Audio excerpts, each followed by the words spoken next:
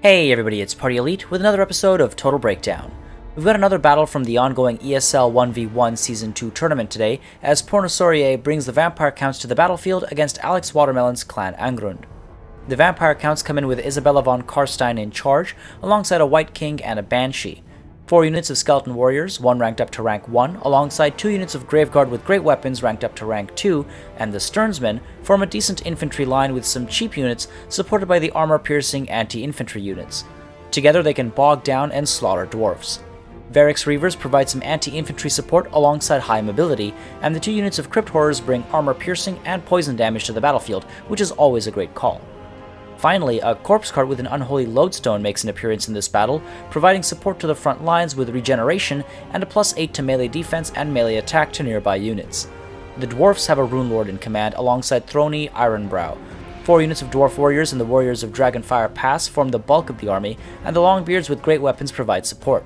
The Dragonback Slayers are there to help thwart enemy cavalry and monsters, and there is 1 unit of Quarrelers alongside 2 units of Quarrelers with great weapons and a unit of Bugman's Rangers, Iron Drakes with Trollhammer torpedoes, and a cannon for ranged and artillery support.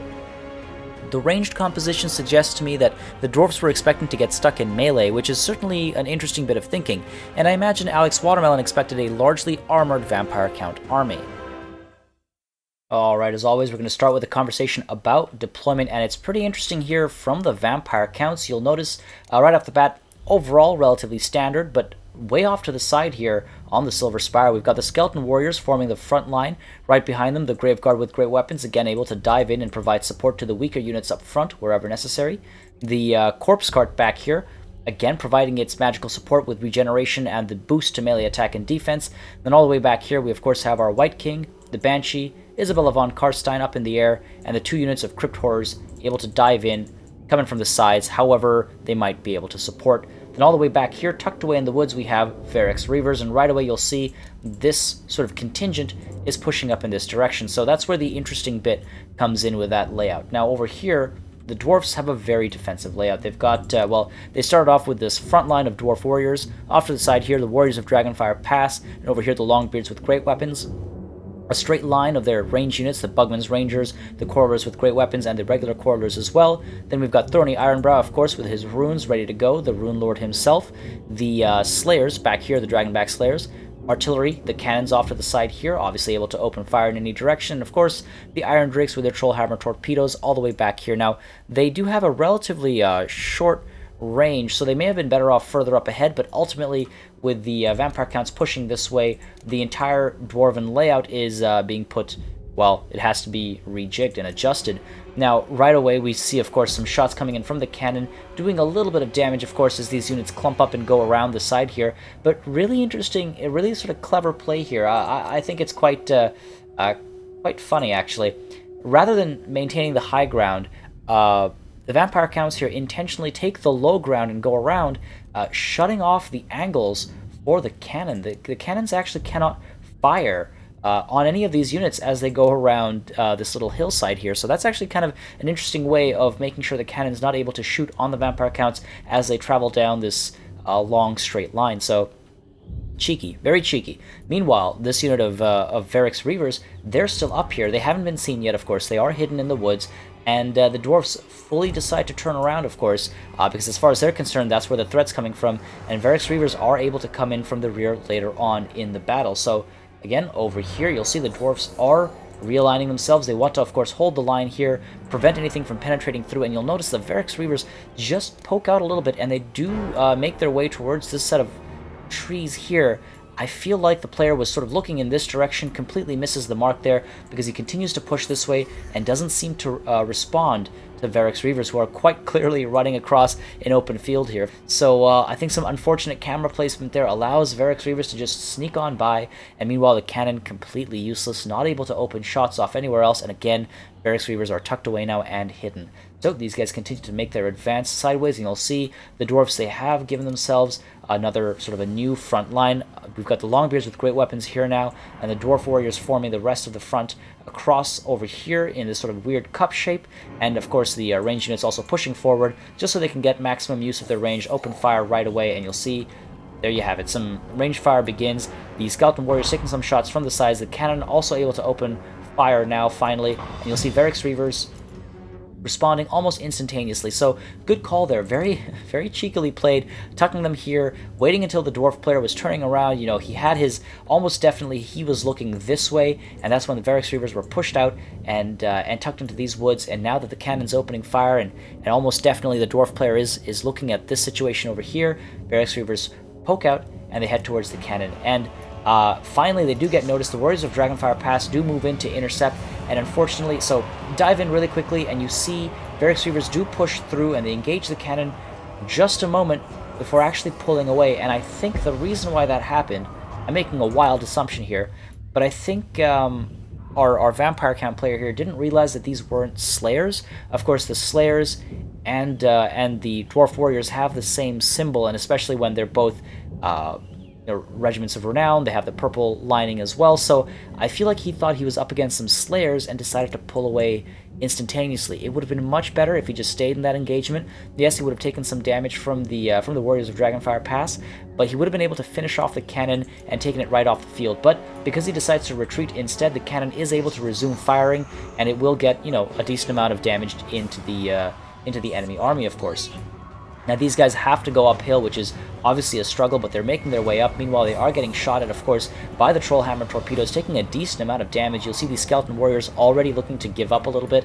And over here, meanwhile, off in the distance, Varix Reavers are pulling away and being chased away by the Warriors of Dragonfire Pass. Maybe not the best call. It could have been the other way around. The Dragonfire Pass should have been brought back here, while the Dragonback Slayers were sent up to chase them. But they really aren't all that essential. They're fairly irrelevant that far off. So Varix Reavers could have been ignored at this stage of the game. Meanwhile, over here, you'll see Throny Ironbrow does drop the Rune of Oath in Steel, just trying to help and make sure that these guys are able to hold their own, stay and fight. Meanwhile, over here, the Rune Lord drops the Master Rune of Oath in Steel. That gives the plus 60 to armor, so as these Crypt Horrors come in, just before they dive in and get some damage in, the Longbeards have that massive extra chunk of armor.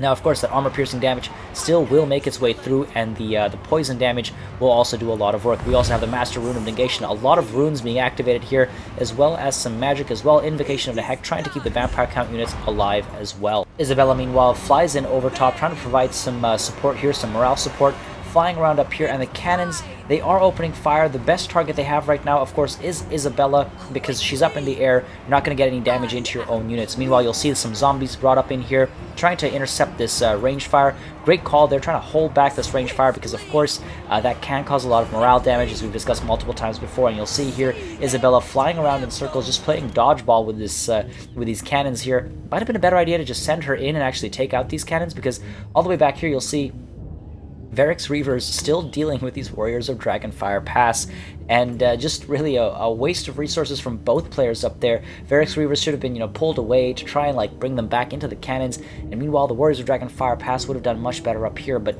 ultimately you'll see, and this is some really intense sort of management here. As Isabella's turning around in circles, you'll see she just pulls up just in time to realign.